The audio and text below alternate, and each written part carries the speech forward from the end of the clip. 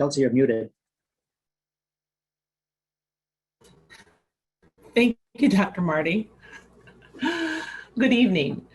My name is Chelsea Watson, Deputy Superintendent. Thanks for joining us this evening.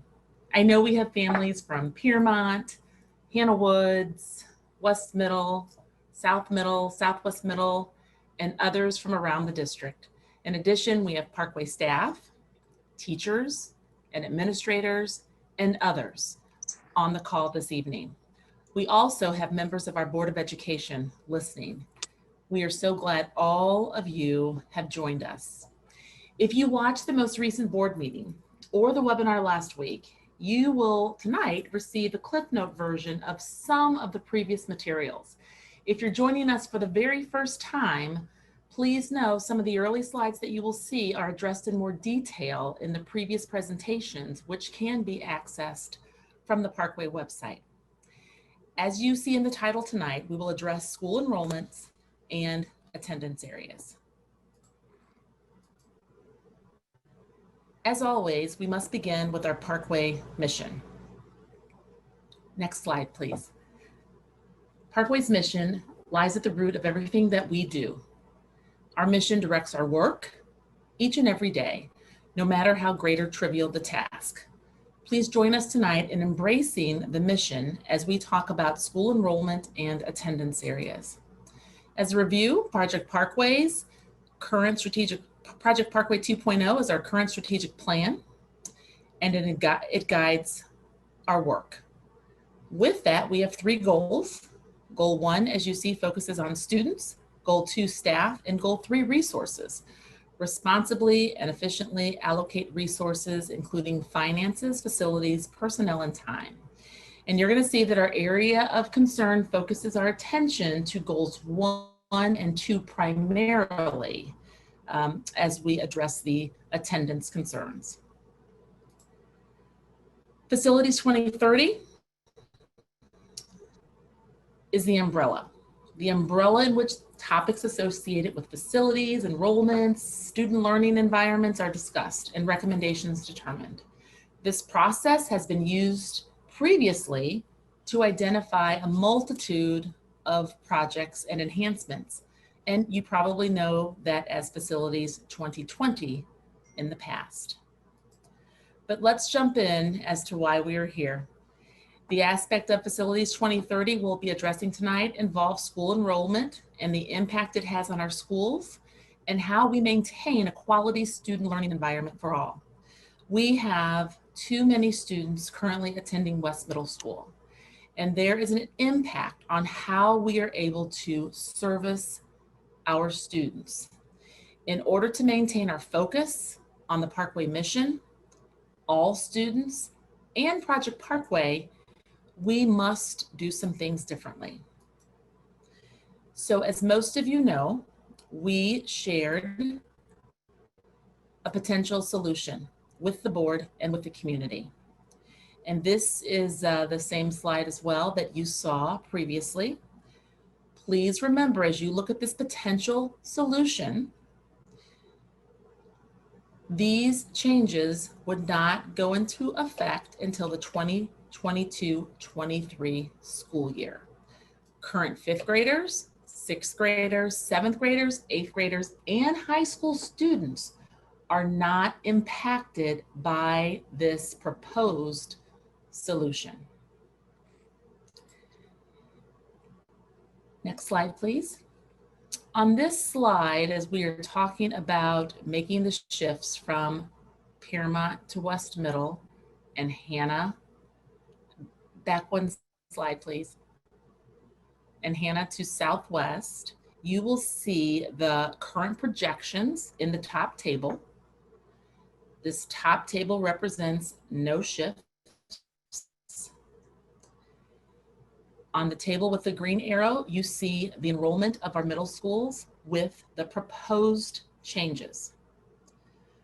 What you see with the proposal here is the enrollment of South Middle remains rather stable, and the enrollment at West Middle gradually declines and is more in line with the other Parkway middle schools.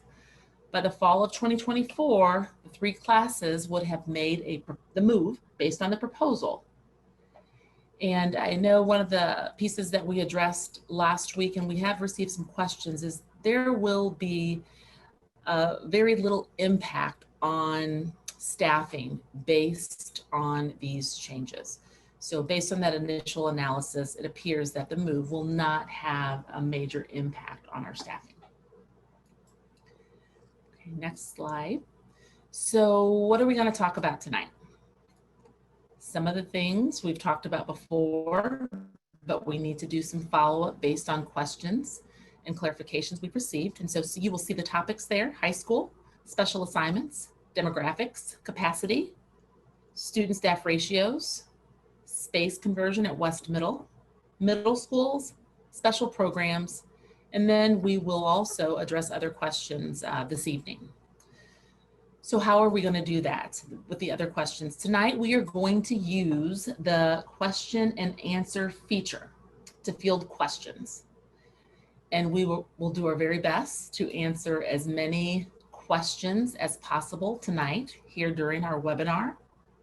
So as we are talking, if a question arises, feel free to add the question. And I will come back to this aspect of the evening towards the end of our prepared topics, just to share a little bit more about how we're going to go about this process. But please feel free to use the feature to submit questions that you have. At this time, I want to introduce the others that you will see and hear from this evening as part of the presentation. Dr. Keith Marty, our Superintendent of Schools, Mr. Paul Tandy, our Chief Communications and Emergency Management Officer, and Mrs. Patty Bedborough, our Chief Financial Officer. So at this point, I am going to turn it over to Dr. Marty, and Dr. Marty will address some of the feedback questions about high school. Dr. Marty? Well, good evening, everyone. Thank you, Dr. Watson, for the introduction. And welcome, as Dr. Watson said, to the wide variety of folks tuning into the second webinar. I just want to say we really appreciate the interest, and we appreciate the many questions. And as Dr. Watson said, we'll do our best to get through some of the initial questions that many of you have wanted us to respond to, and then we'll get into some other questions a little bit later. You know, as Parkway Superintendent, I represent obviously a large district, over 17,000 students. And I just want to take a moment to share some really good news that we received today. We kind of accept this annually, but U.S. News and World Report today issued its annual Best High Schools in America report. And once again, it's my pleasure to announce that all 4 of our high schools, our traditional high schools, are on that list. And we are very, very proud of our high schools, certainly West, South, but also Central and North high schools, for their performance, their ongoing effort to address student needs, their academic performance, what they do for students in so many different ways, our graduation rate, and certainly the pride we have in individuals who leave Parkway from one of our high schools. So just wanted to share that good news with you. Again, as superintendent of this district, it's very, very pleasure to know that all our schools, elementary, middle, and high schools, are doing a wonderful job in meeting the needs of students. Obviously, those of you tonight are from the West and South area, and one of the questions, overwhelmingly, I think that we have been asked about is, what about the high school? So we have been addressing in our report to the board in our first webinar the concern about West Middle. And tonight we want to tell you some work that we've done to address the route or feeder for our high schools. I will tell you that our work by our superintendent's action team has led us to a recommendation that we will make to the board. We're prepared to make to the board at the time that, and as we said, it'll likely be late summer, early fall, that would keep our feeder patterns as is. So I want to be clear about that right from the start. And why are we doing that, or why are we making that recommendation? Twofold. Number one, we look at our current high school enrollments, and we believe, and here they are, you'll see the middle school enrollments, but also our high school enrollments, and you see it out through 2025.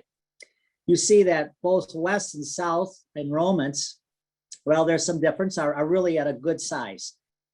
We have been able to staff off of strong curricular programs, extra programs, certainly in those schools.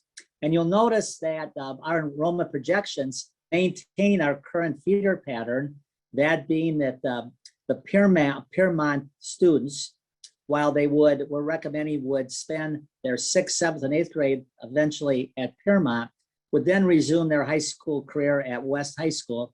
And you can see that with these figures, we maintain both West and South High School at very optimal sizes.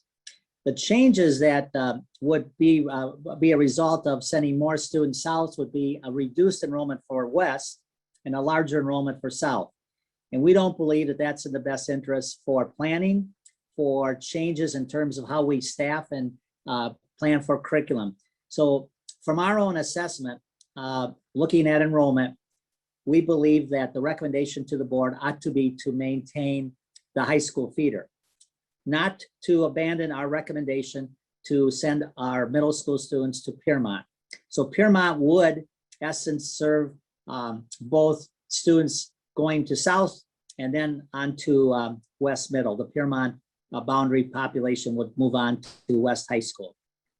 We can also tell you that students that would want to, because of their relationship with students or just their desire, if they chose to go to South High School and like to go to South High School, families made that decision, we would allow special assignment to have students maintain or continue, I should say, continue their high school career at South High School. But the regular pattern would be West High School. So we, again, look at scenarios, look at the future, look at the numbers you're looking at in front of me. And we'll, again, I think they're favorable and would be favorable moving forward. So again, Piermont students would, by the recommendation, and again, over a gradual period of time, would transition to South Middle School, but their high school route would continue to be the high school that we currently have them going to, West High School. So that's the announcement we're making. I said there's a twofold piece to this. And the second part of this, I'm going to call on Paul Tandy in a moment to take you through some of the board policies, parameters, I should say, around redistricting and boundary changes and attendance areas that we shared with you. We shared both at the board meeting and last week, that we also looked at and came to the conclusion that those parameters also lead us to make the recommendation that we're making. Let me just say again, before I turn it over to Paul, that we are very, very proud of all our schools and very, very proud of the work that is going on in all our schools. We certainly understand some of the emotion and some of the desire that people have to maintain their family tradition of going to West. But we do believe very strongly that West Middle School needs to be addressed, but our high schools are really, again, at an optimal level and can be maintained. So that is part, again, of the recommendation that I know a lot of you are wanting to hear. And hopefully for many of you, that will be favorable, because we know that perhaps you as family members or siblings have or are at West High School, and you enjoy that tradition, and we certainly want to recognize that as well. So I will be a part of the panel here for later on questions, but I'm going to turn it now to Paul Tandy to just review some of those parameters that we used also in making this decision to maintain West High School as the feeder for Piermont families. Paul? Thank you, Dr. Marty. And This slide lists the board guidelines that we've discussed previously on the left-hand side, along with district goals and our strategic plan. And this is a tool we use when we're looking at potential boundary changes. We had been focusing on the middle school issue, and so now we compared the two options for Piermont, either going to South High or West High, to look at the guidelines. And if neither one of the options had a marked advantage over the other, we just left it blank in this chart. If one of the two options had more of an advantage over the other, we'd put a check mark. So really, the only one that has a marked advantage for the Piermont students matriculating through South High is that it keeps the students from middle school feeding into one high school instead of more than one.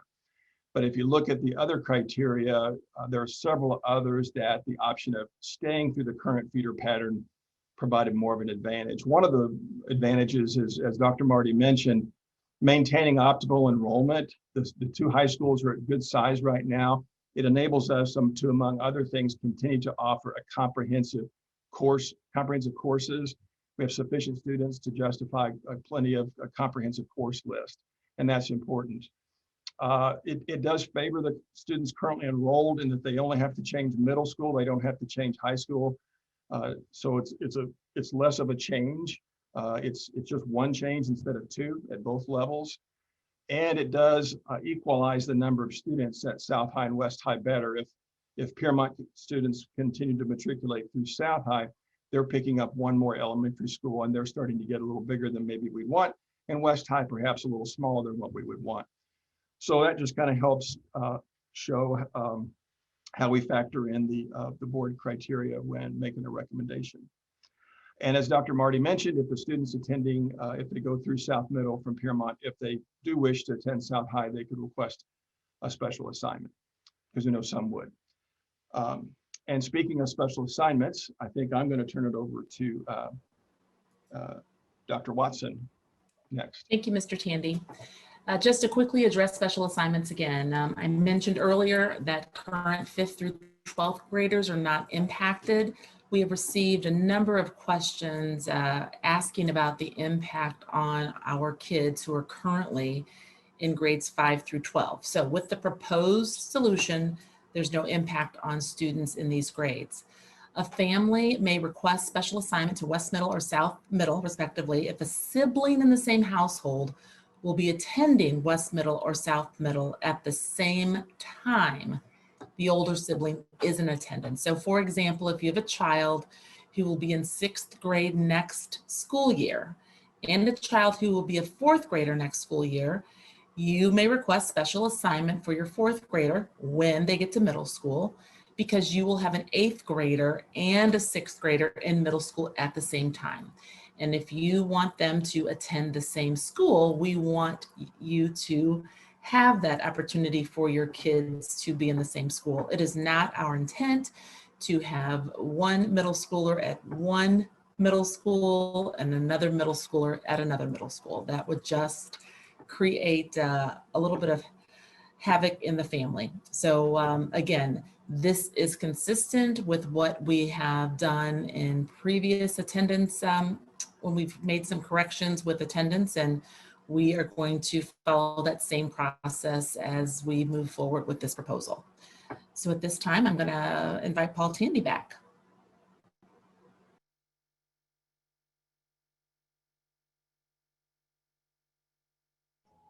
So what we plan to do tonight is we want to address a few of the questions that have come up, some of the themes that have come up since the last meeting.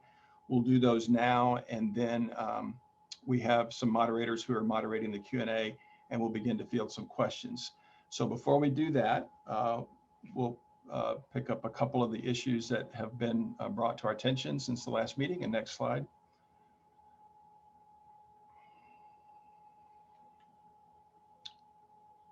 Next slide. Thank you. So one of the questions has come up is, what do the demographics look like of the students in the West area in the elementary schools in the West attendance area? We look at a variety of factors when you look at diversity. We'll share with you some that we do look at based on both race and socioeconomic type factors. The 4 West area elementary schools are listed on the left: Claymont, Henry, Mason Ridge, and Piermont. And then if you just look at race, you can see how the breakdown goes. For example, Mason Ridge has more Black students. Henry Elementary has quite a bit more Asian students. And then Henry has the fewest number of white students. Next slide, please.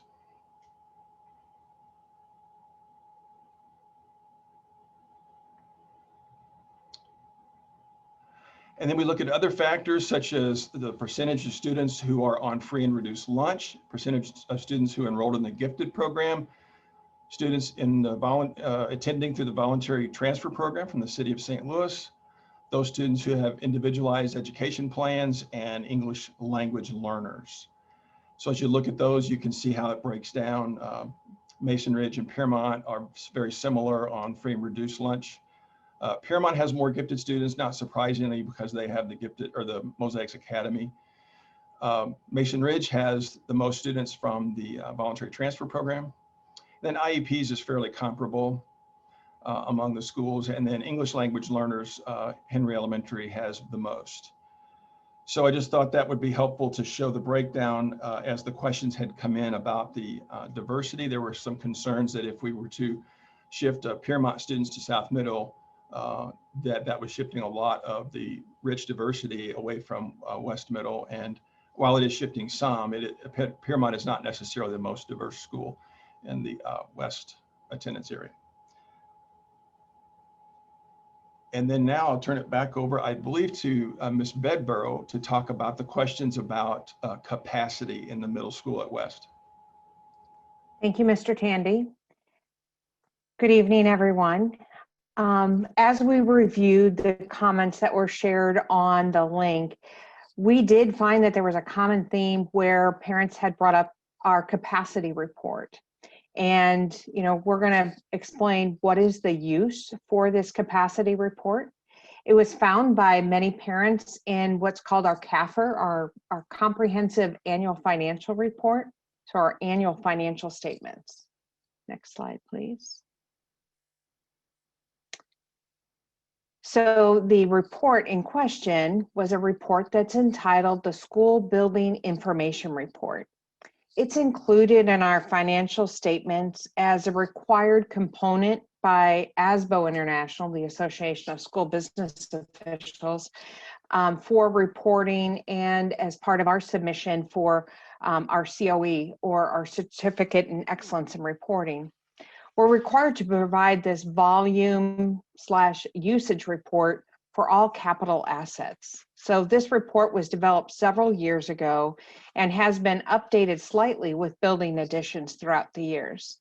The basic approach to capacity seems to be more on a fire code capacity and not really on ideal learning space capacity. When we researched the amounts specifically for West Middle, we can see the calculation was 71 classrooms multiplied by 25 students at a 90% utilization rate.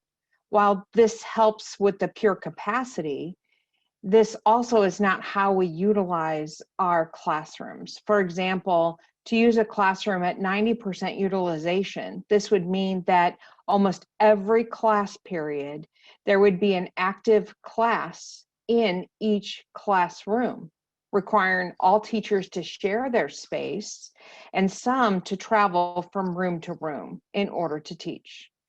And this is currently not how we operate.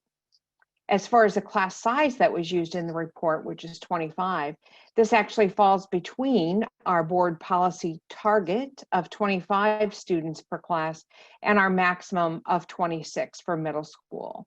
Our actual student-teacher ratios are much lower, which we'll see in a future slide. So this report was developed to be utilized for the report to check it off, but not really for administrative purposes. But based on your feedback, we will be reviewing this report and seeing how we can develop the report to make it more of a tool for us. We will need to research items including the size of each classroom and the current utilization. Some small classrooms are utilized for intervention and programs, while larger classrooms will be used for core curriculum. Another thing that we identified from your feedback was are the existing staffing ratios for the middle schools.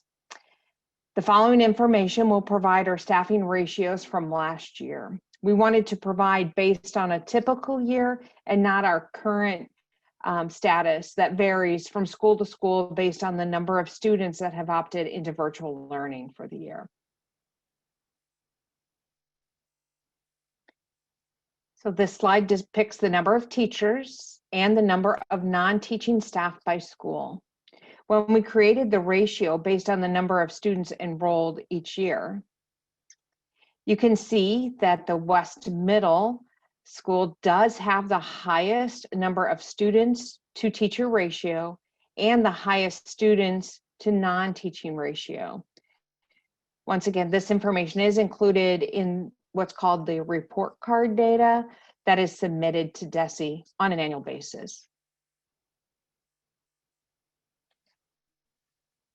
When we were reviewing the student building information, we discovered a discrepancy in the number of classrooms that was reported to us by our facilities department of 87 classrooms versus the amount of classrooms that were included on the report. And reviewing the data, we were reminded that Dr. Miller and the facilities department had become very creative in the creation of new spaces, learning spaces in the last several years. For example, 3 offices and 1 conference room were each converted to be a small classroom. A storage room was converted then to be a small office. Dr. Miller has done a great job of using all available spaces. The problem we are focusing on this evening is how we can better level out our enrollment sizes at all of our middle schools and use our space available at Southwest Middle to alleviate some of the overcrowding at West Middle. I will turn the discussion over to Dr. Watson. Thank you.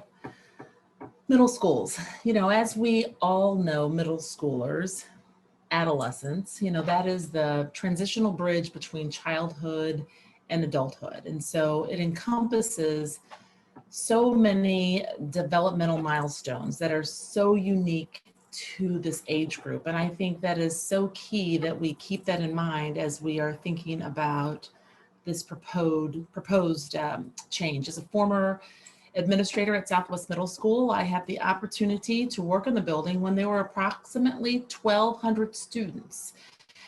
And I ended my years there as building principal when we had a more manageable number of students. And what a difference it truly, truly made in all aspects of schooling, in school and out of school. It truly made a difference in how kids communicated, how they operated, and how teachers went about some daily routines. Next slide, please, Paul. I'm sorry, Jason.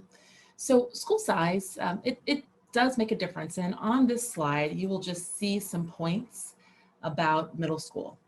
Patty addressed some of the size pieces that we've heard, but knowing about early adolescence, we really have to pay attention to this. Who doesn't want their child to have a more personalized experience? In a smaller school, it's easier for teachers to get to know students. That makes sense, right? Teachers don't have to get to know as many students when you have smaller sizes, such as what we've been seeing and what we currently have at South Middle and Southwest Middle and some of our other schools. And so having the opportunity to be known incredibly well by our teachers and classmates is especially important during our middle school years, when kids are most vulnerable and unsure of themselves. Students are also less likely to fall through the cracks or feel cut off from school culture. And Dr. Miller also gave some examples of this last week. Our students are most likely to form stronger relationships with peers and school staff. And we know middle schoolers, early adolescents going to middle school already, that transition is difficult and for some kids, and sometimes it's hard to develop friendships. And having less students certainly creates a stronger sense of community for our students.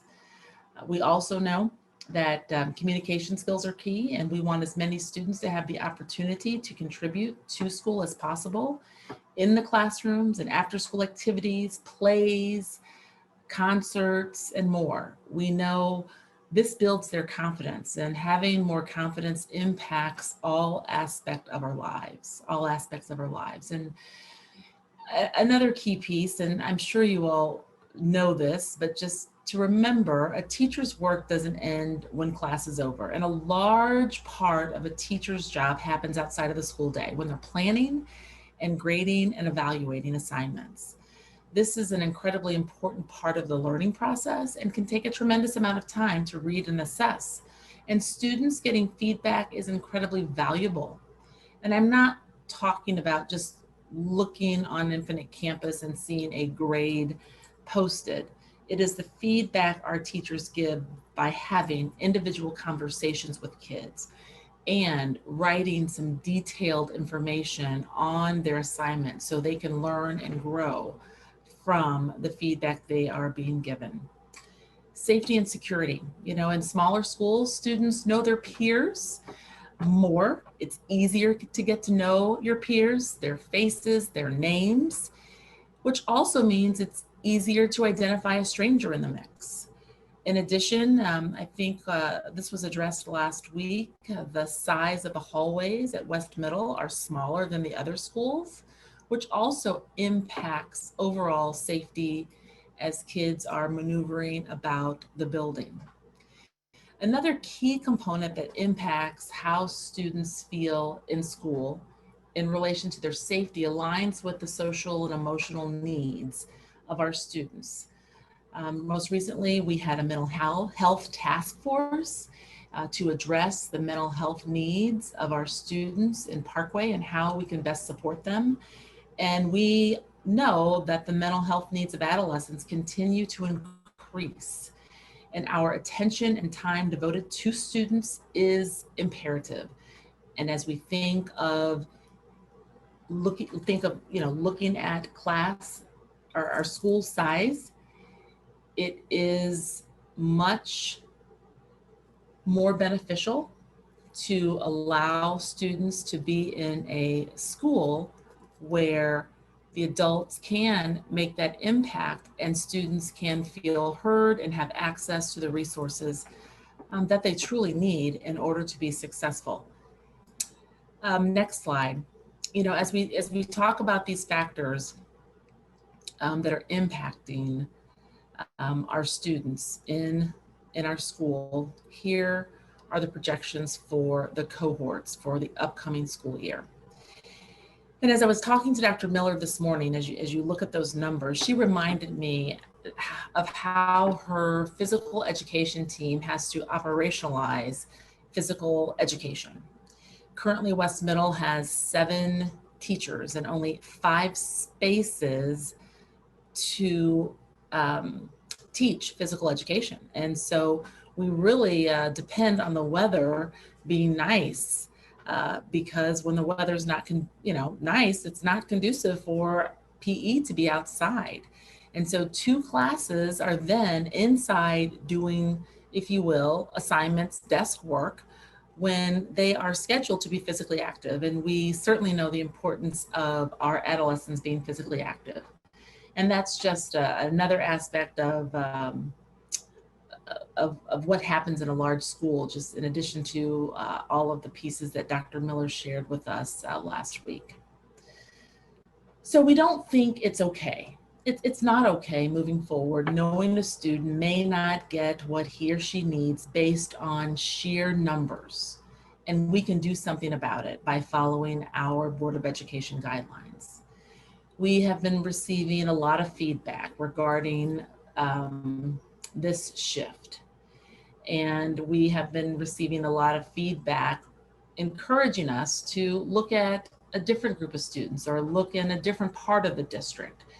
In essence, saying, let's make shifts for other kids, just not our kids, just not my kids. And this really isn't how we approach schooling in Parkway. We look at the big picture and we want to do what is best for all kids. As our mission clearly states, we are looking at all of our students and we have to look at the big picture, because that is how we need to make decisions for the benefit of our school district.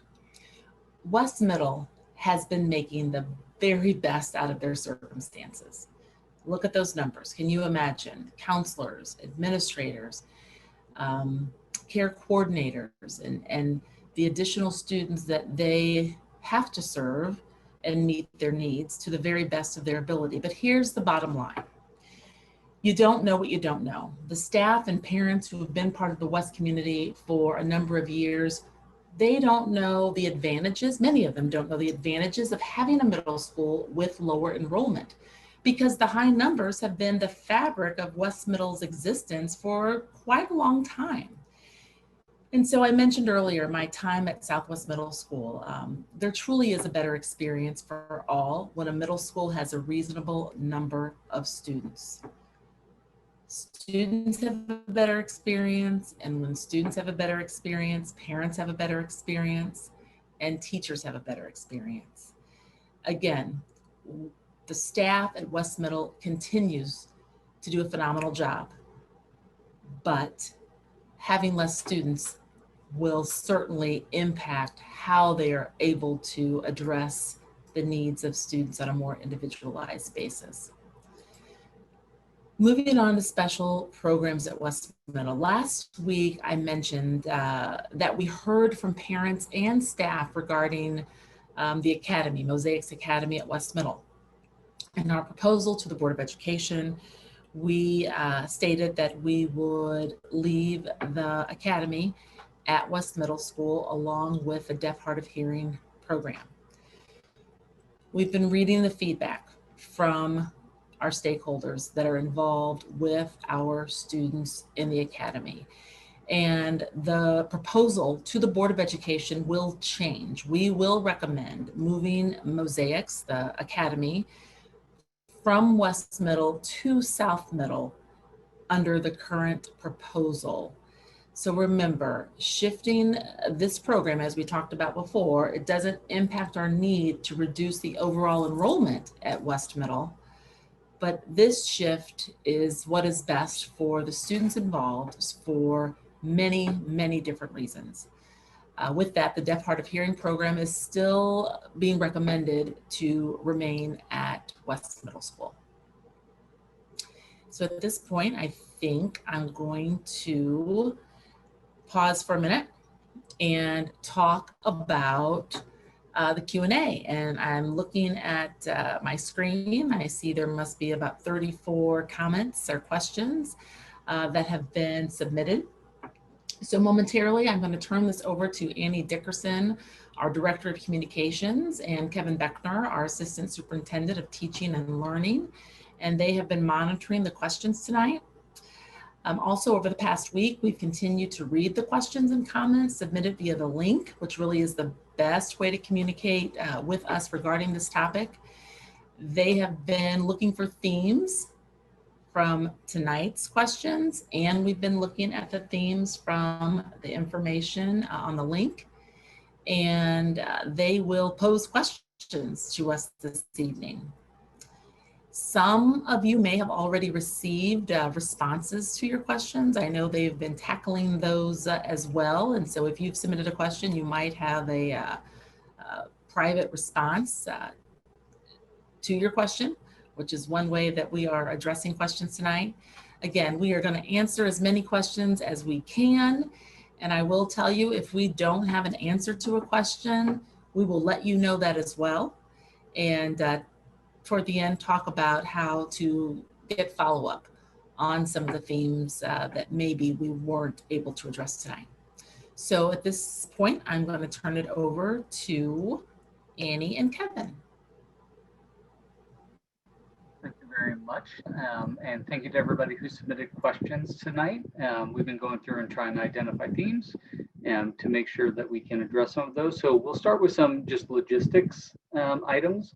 So as Dr. Marty indicated, the recommendation would be that students from Piermont would go to South Middle, then West High. What was not addressed is to which school, or would both schools have transportation provided? So where would the transportation go to students who live in the Piermont attendance area?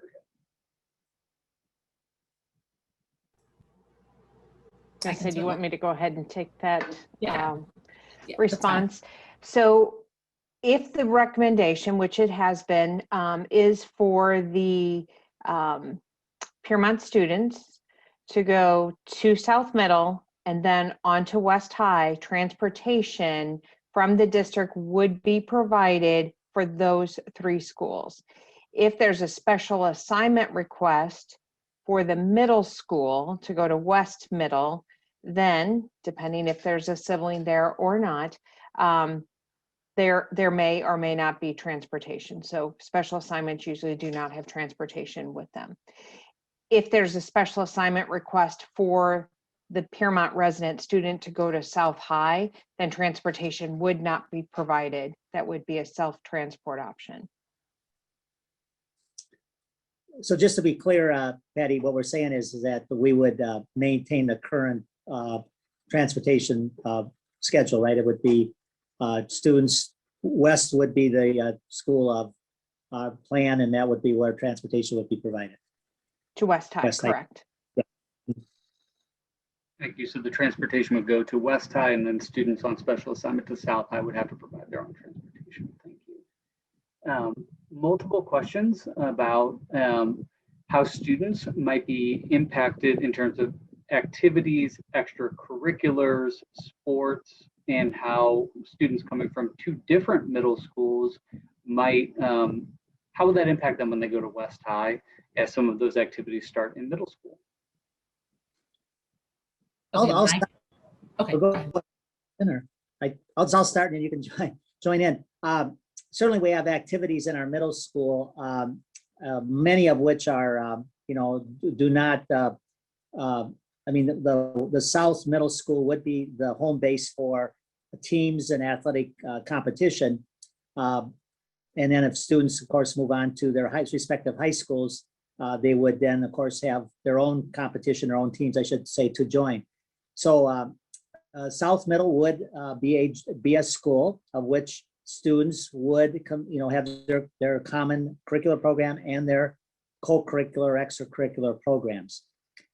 We do not in Parkway, we do have competitions, but it's certainly not at the level that our high school programs are. And we have a lot of club activities, and certainly a lot of students join other activities, of which sometimes have them participating with students from Parkway students, or participate with Parkway students and others. So, but we would not distinguish a separate program. South Middle would indeed be a school that would be offering those, again, curricular programs and extracurricular programs, and we would not deviate depending on where they're heading to high school.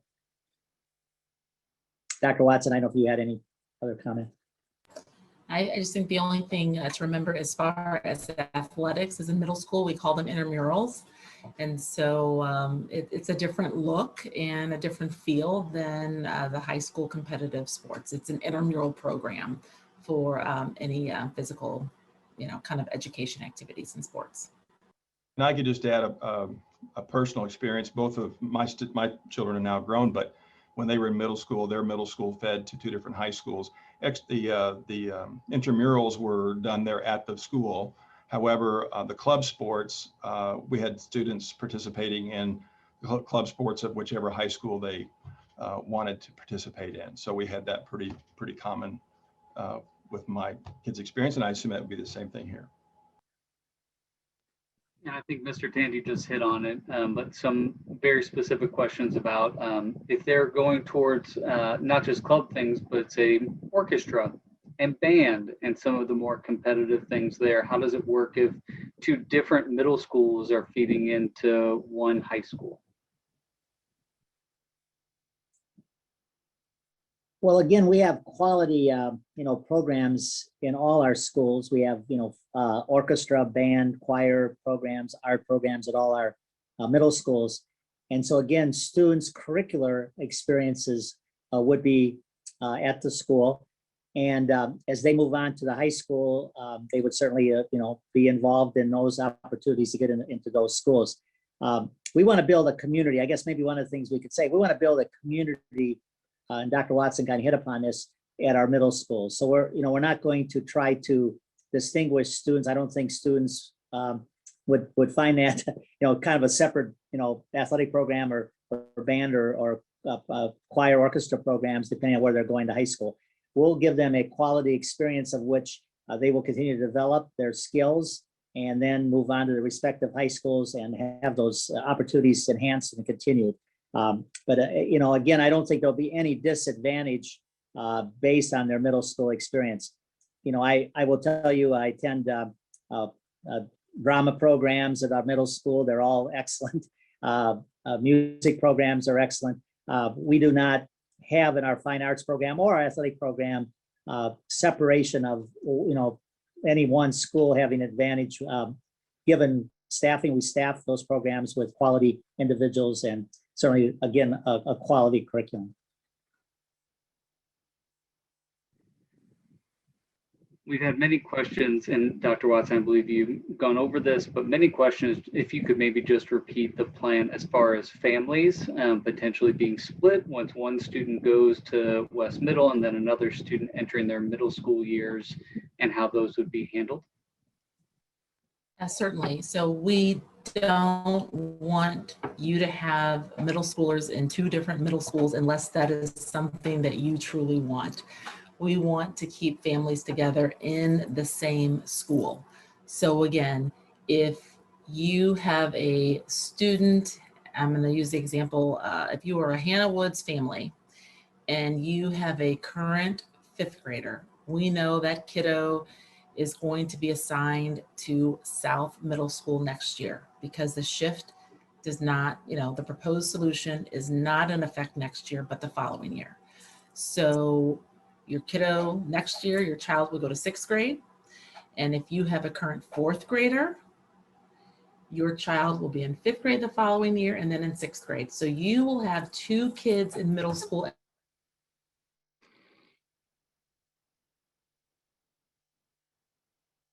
This proposal moves forward. And your current 5th grader will be at South Middle School. So you would have one at South Middle and one at Southwest. We certainly don't want that unless you want that. So your youngest child, that kiddo that's in 4th grade now, based on my example, you could request a special assignment for that child to go to South Middle. So then both of your middle schoolers will be at the same middle school for that period of time. When your oldest child leaves South Middle to go to South High, that youngest child that started South Middle on special assignment can continue at South Middle on that special assignment until high school. But at that time, while that youngest child or that younger child is at South Middle and the older child has left South Middle, transportation will not be provided when that youngest sibling is on special assignment. When both of your kids are there at the same time, transportation will be provided because your current 6th grader went to South Middle under the current feeder pattern, if you will, not under the proposed change. I know it's a little confusing. Ask, throw a clarifying question in the question box if I can clarify that any better. But again, we don't want to split your kiddos up unless you want them. That would be your choice. And I think I mentioned this last time. Let's say that you've got a 5th grader this year at Piermont and you want them to go to South Middle next year. You can request that special assignment and we will approve that special assignment. So if you don't want to wait until, to find out what's going to happen and how this all unfolds, and you want to request that for when school starts in August, you may certainly do that. Dr. Beckner, could I go back just a second? I just had another thought about the questions on fine arts and athletics. With the more common or somewhat consistent enrollment in our middle school, some of those activities actually, as Dr. Watson said earlier, there'll be more opportunity for individual attention, including the fine arts and the lessons and the things that go with those activities and the number of students participating in athletics. So I think too, we can have a bit more opportunities for more students when the school environment is smaller, again, for those activities that sometimes can get, whether it's again teams or fine arts, the numbers can get large. The individual opportunities or individual attention is not as given as we would like it to be given. Thanks. We have a theme of a number of questions about essentially why, in the sense of, are we hearing complaints from West Middle students? West Middle achievement is still high. What data do we have to suggest that a change like this is needed at this time?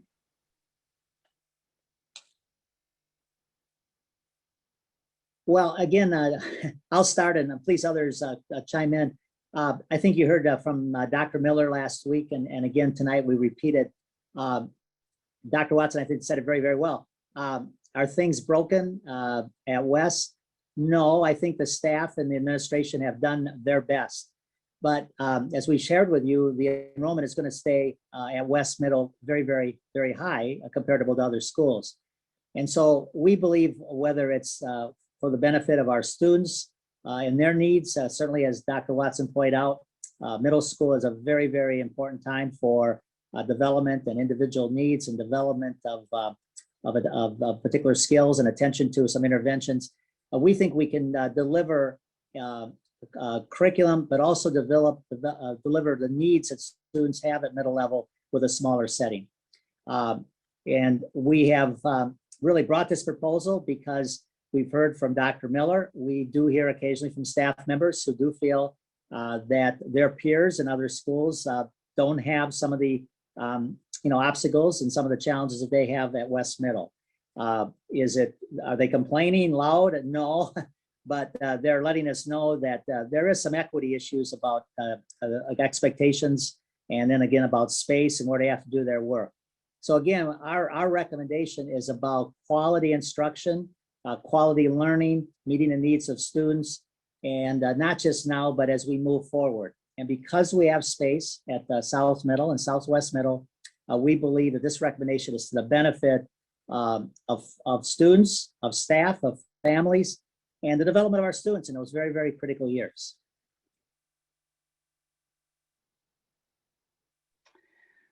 So one more time, just because this theme has been brought up in the questions quite a bit. If the enrollment at West Middle is projected to be flat over the next 5 years, why can't we wait to make this transition at a later date? I'll you want me to start there, Dr. Marty? So I'm going to go back to something that we talked about before. I think we have the duty to make an adjustment when we know kids can have a better opportunity, better experiences in a smaller setting, in addition to the fact that we have board guidelines that guide the work that we do in Parkway. And we've talked about those board guidelines, and you've seen them on the slide most recently. And, if we're not going to, comply with our mission and our goal, our district goals, our strategic plan, and our board guidelines, then, I think that doesn't speak highly of us and doing our due diligence and doing what is best for kids based on the protocols and things that are in place to, keep a district operationalizing in the most effective manner. So, we always say, I always say, when we know better, we do better, and we know better, and we have the opportunity to do better at this point in time, just as though we did in 2011 with a number of shifts in the North area. And just as we did, a year and a half ago based on enrollment in some of our schools in the North area and other areas of the district. When we see there's a problem, we need to address it versus just letting it go on until the end of time. Might I add that we only can project 5 years out, but by a lot of projections, this isn't just a 5-year problem. We know enrollment because we dealt with some boundary changes. We know that the central and west areas are our areas where we have significant continued, somewhat, I guess, consistency, but also some growth. You heard that Patty Bedborough last week talk about some development in the Piermont area, not significant, but again, we would potentially see some students coming out of development around the Manchester City Hall area and the JFK campus, if that's fully developed into a residential area. So we don't see this as just being a 5-year program. And having been here 10 years now, I would say that the last 5 or 6 years as we've examined this, we have kept watching this with the hope that there would be some enrollment relief at West High School, and it hasn't happened. So again, as Dr. Watson said, I don't think we're doing our due diligence as district leaders to continually, in essence, kick the can down the road and hope for some relief. I think it's time. And again, I salute Dr. Miller for continually advocating for her staff and her students and her needs. Obviously, she's been a very good soldier, as has her staff, but we do believe it's time to bring this to the board and to make this recommendation become a reality.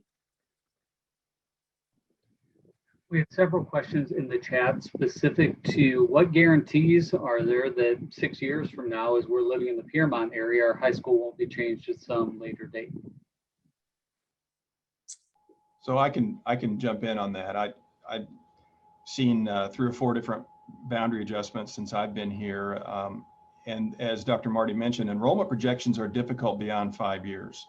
We're pretty good 3 years out. You start getting to 4 and 5 years, things can change, and it is very difficult.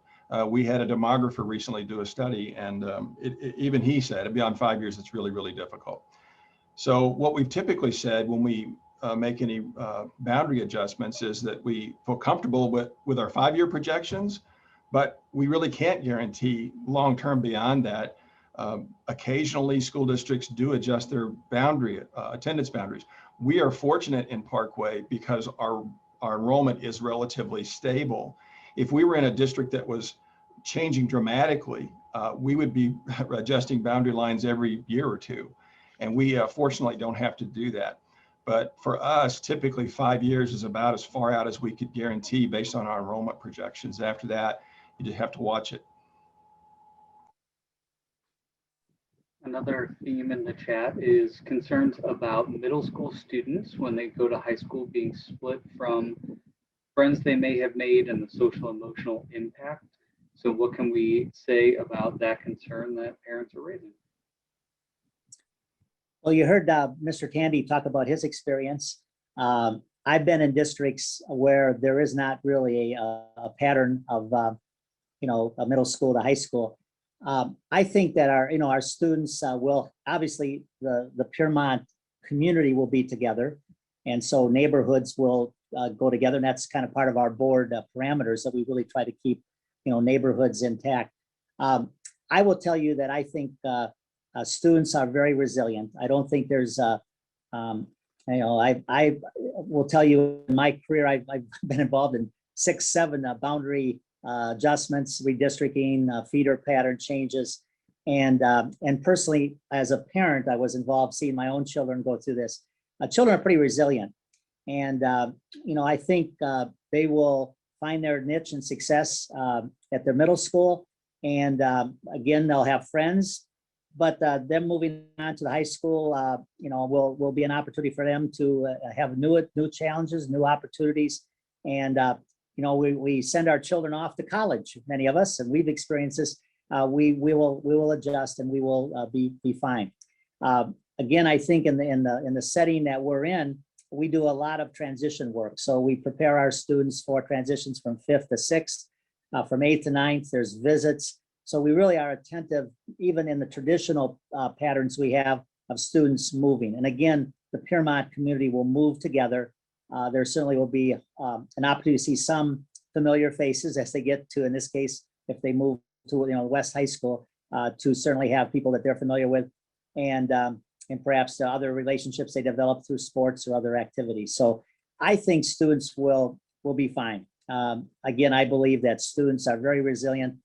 And if I can say, oftentimes in these boundary changes and switches, we've experienced in Parkway, I've experienced in other districts, sometimes we as parents, adults struggle with this because we worry about our children. Our children, oftentimes, as we've learned through this last year with COVID and some of the challenges, our students are very, very resilient. And in many cases, this resiliency these changes are actually sometimes good for them, to have new challenges and new opportunities for them to have to make new relationships and develop new opportunities for them to relate to others, as they will with adults, as they will with their own peers.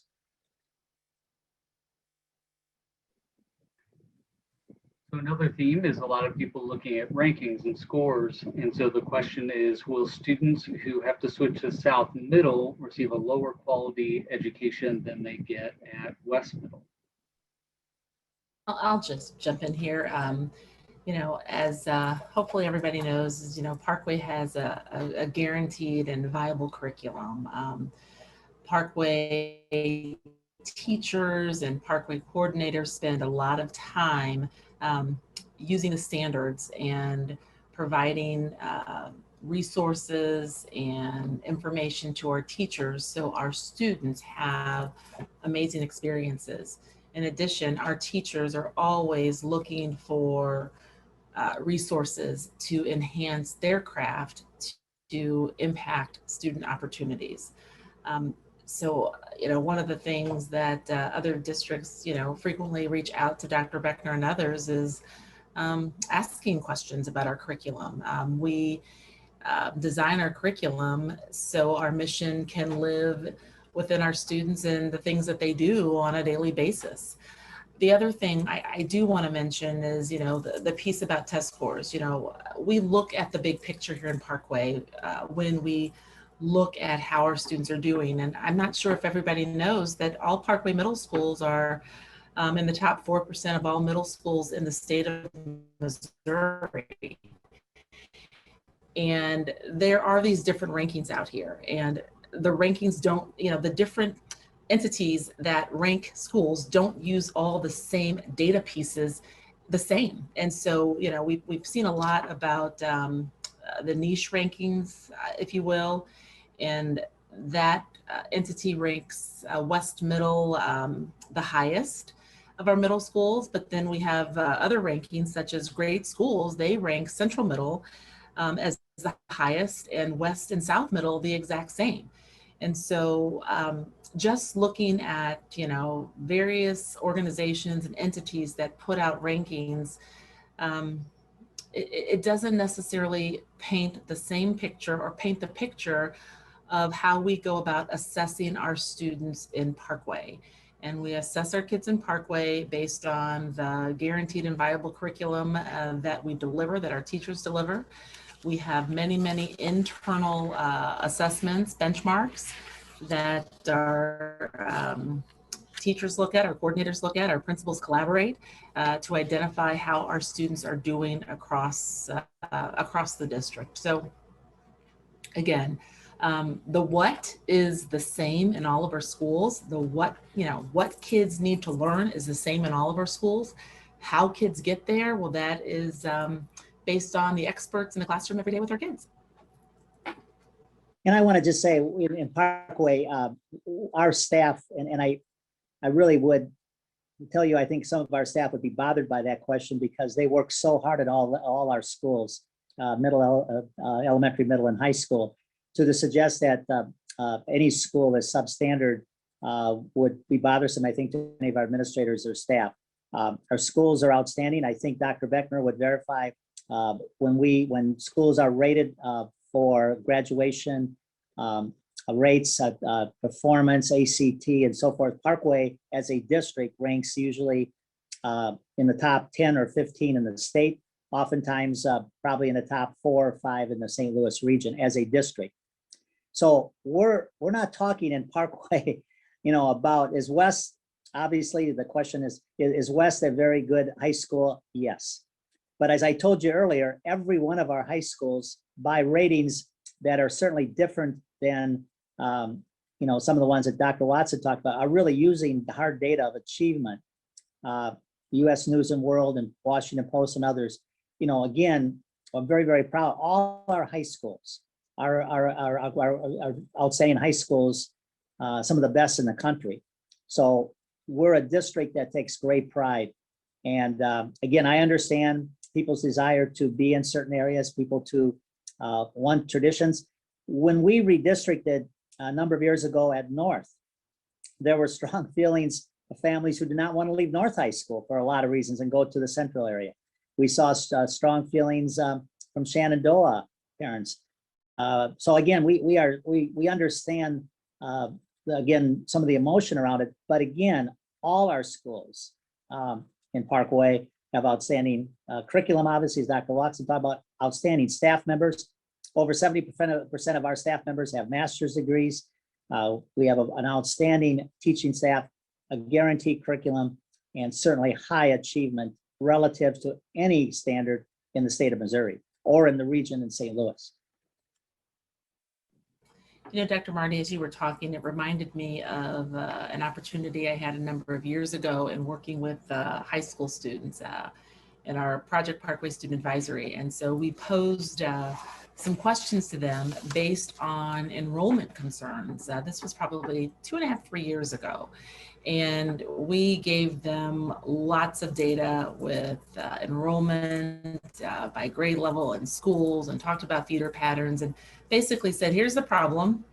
What should we do? What do you recommend? And so as they worked in their groups, they, kind of started asking questions like, why is this such, it's obvious. Why are you having us do all this? The answer is right here.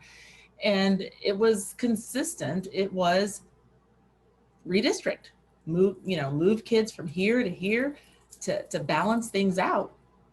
And so we talked about, how would kids feel? What would that do? And, how would you feel if you were in this grade level? And their response was kids are resilient, but they were very, very clear in that group. And they shared with us that, the concern will be how parents perceive this. Again, they assured me that, they would have been fine if, this had happened to them. And some of the kids in the group had moved schools just based on moving homes and talked about that experience. But they were concerned as to how, other adults would take this.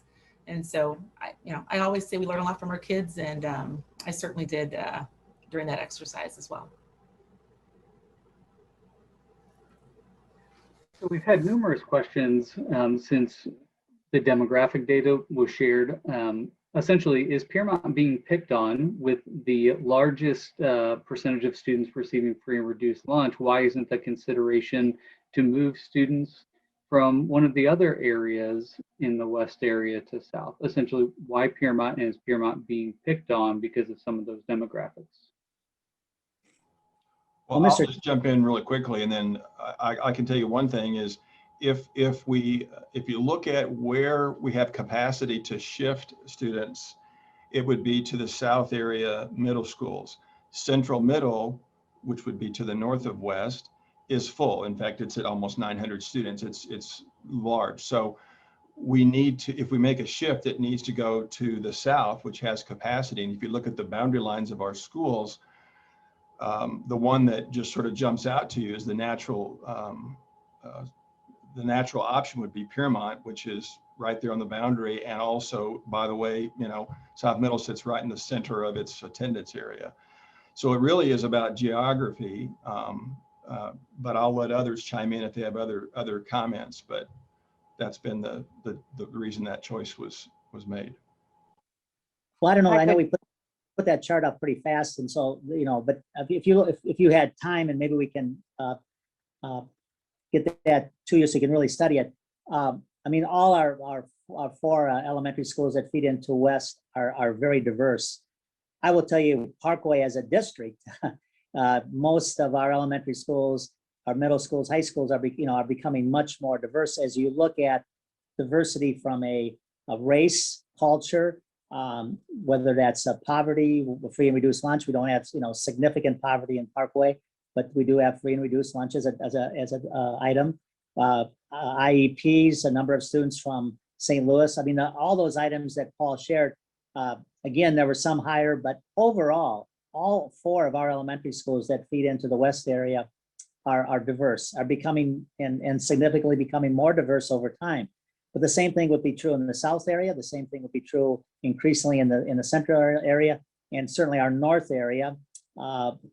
Again, diversity probably there by race more than anything. But again, we have significant diversity all over Parkway.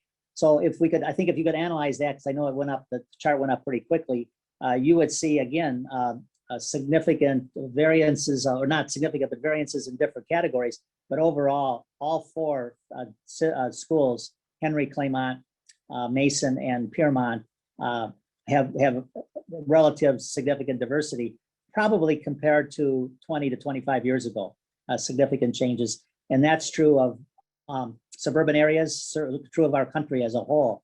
And we're proud of that diversity, and we're proud that, and we were when we saw those questions come in, it spurred us to go get that data. Nathan Tyson got it to us, but we could share the very similar kind of data from our elementary schools, our 18 elementary schools all over the district. We again are becoming much more diverse as a district. There were a number of questions, particularly earlier in the chat, about other options and maybe why they were or weren't considered. So multiple questions about splitting different kinds of boundaries, considering sixth grade centers and those sorts of pieces. So could you address why this particular solution and not some of the other options that may have been presented? Well, again, as Mr. Tandy put up, we look at that board, those board guidelines. I know I had a couple questions come to me personally. Why don't we just do a massive kind of redistricting and, once and for all, get the students north of 40 to Central and so forth.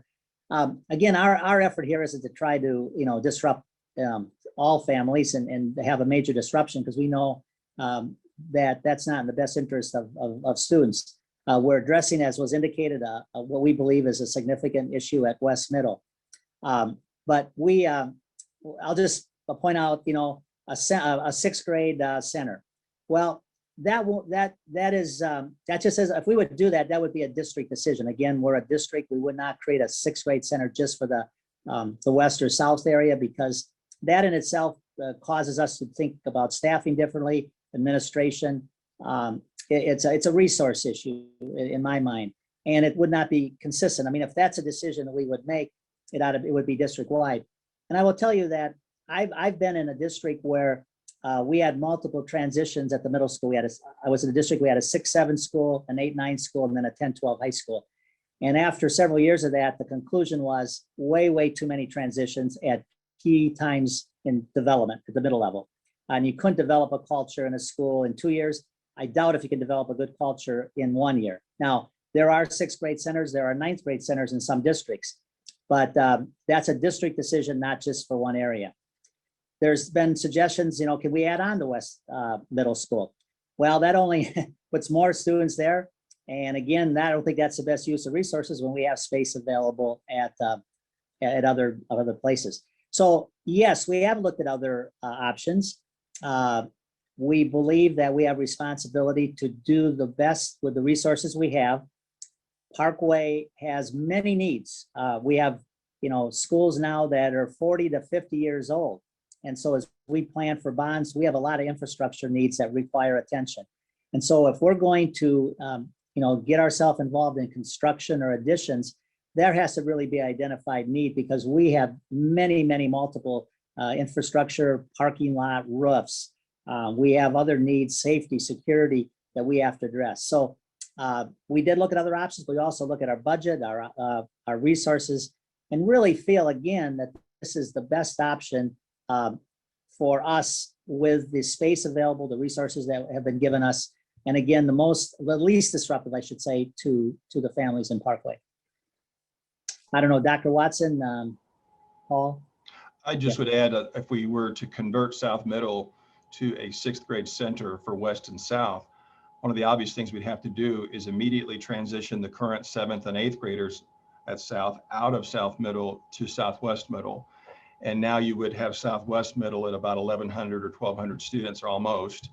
And now you've just transferred the problem now from West Middle to Southwest Middle in terms of size. That's another reason why we would not want to convert South Middle to a 6th grade center. Paul, would that same be true? Several suggestions about the Early Childhood Center on Clayton Road. Would that same be true of the Early Childhood Center? Correct, and the Early Childhood Center wouldn't be big enough really anyway to accommodate that. But yeah, the same thing. We'd have to find a place to put those students, and we're already max capacity on early childhood. We have more demand than we can accommodate for those families now. There have been other suggestions we've looked at, at the Mason Ridge and Highcroft split. And the challenge with that is we can't shift students to the central area. We could, but that would just be again, moving the problem to the central area. If you look at, again, like I said, Piermont, Central Middle is right in the middle of its attendance area. So you naturally would look at Piermont because they're right there. If you tried to shift a larger section of Mason Ridge to the south, then you have to shift a large portion of it, first of all, to get the numbers. And then also, so then you would have Mason Ridge that would feed partially into Central, partially into West, and partially into South, which would not be desirable. Also, because you've got Piermont right there, that's, circles the school, so.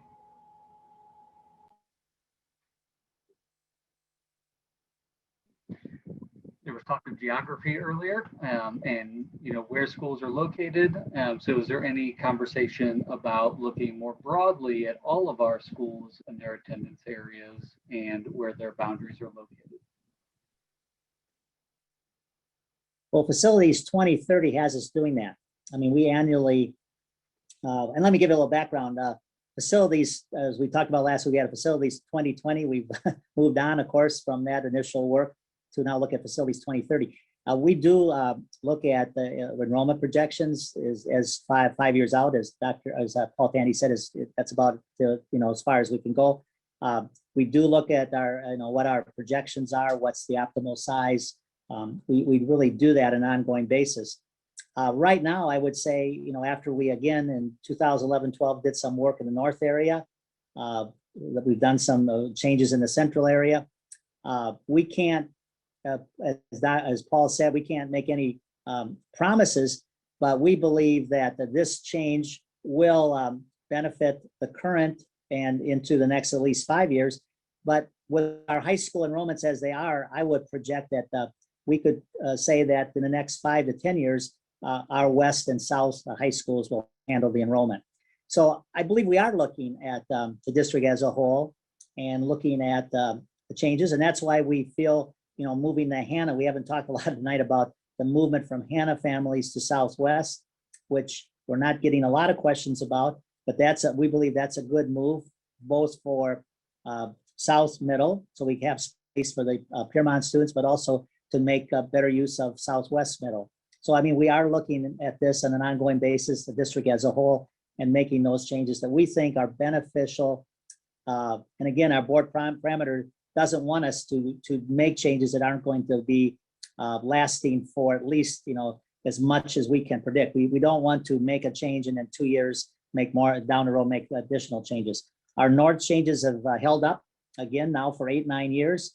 Our central changes we think are going to be hold up for a while. We think this change would be in the right direction for at least again a foreseeable future. So we've heard lots of questions tonight, and I think some of the concerns of the community have come out in those questions. So where do we go from here? What are some of our next steps, and how are we going to move forward?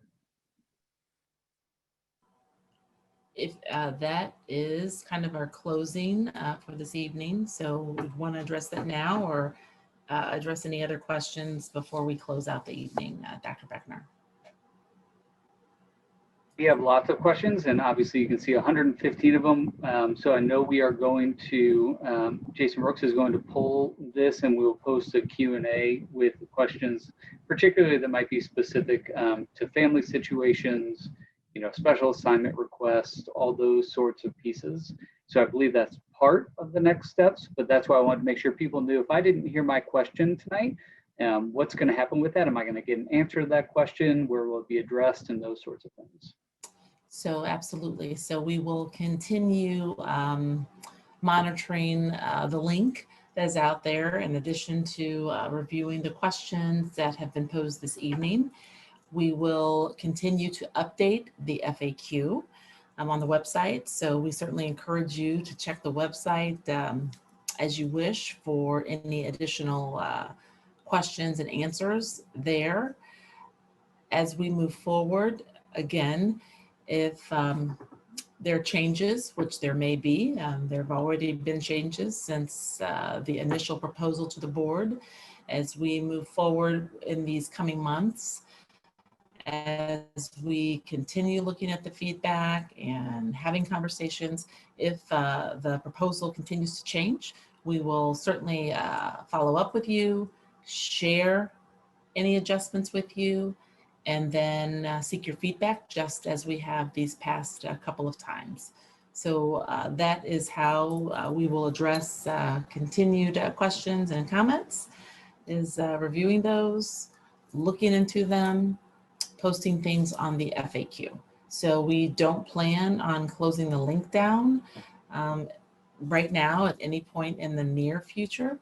So continue utilizing that to submit your questions and your feedback.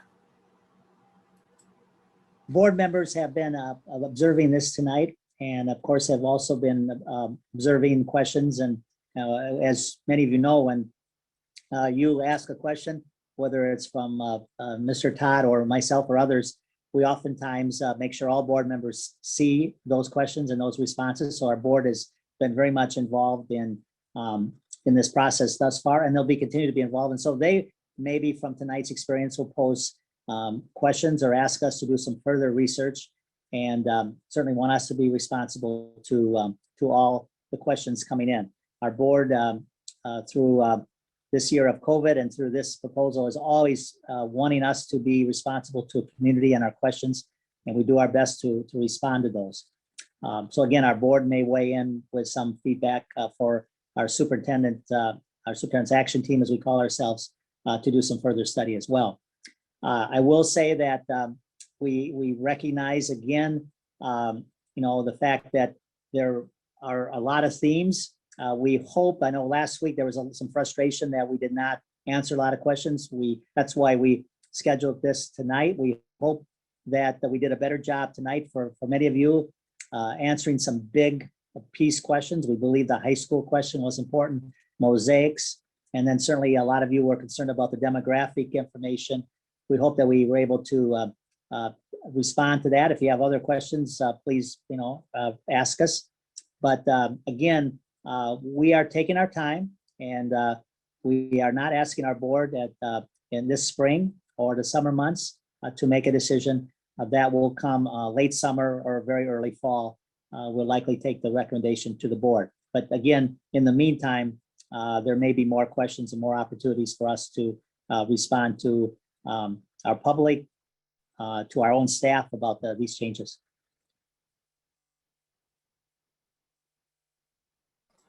And I think in conclusion, just to remind everybody, again, our guide to solving this problem lies in our board guidelines that Paul Tandy reviewed again this evening, our mission and our strategic plan. We are staying consistent and strategic with this enrollment concern, and we're not veering from the process that we have used when we have addressed other enrollment concerns. This is a process that we've used when any changes have been recommended and then addressed here in Parkway. And so We appreciate you. We appreciate your thoughts. We appreciate your feedback. We appreciate your questions. Again, we are not opposed to making adjustments if they're in alignment with the things that we have talked about tonight, our board guidelines and our mission and our strategic plan. As we've already made an adjustment based on feedback and questions. And so we'll continue to listen and read and look at this particular situation, just like we have done with all the others.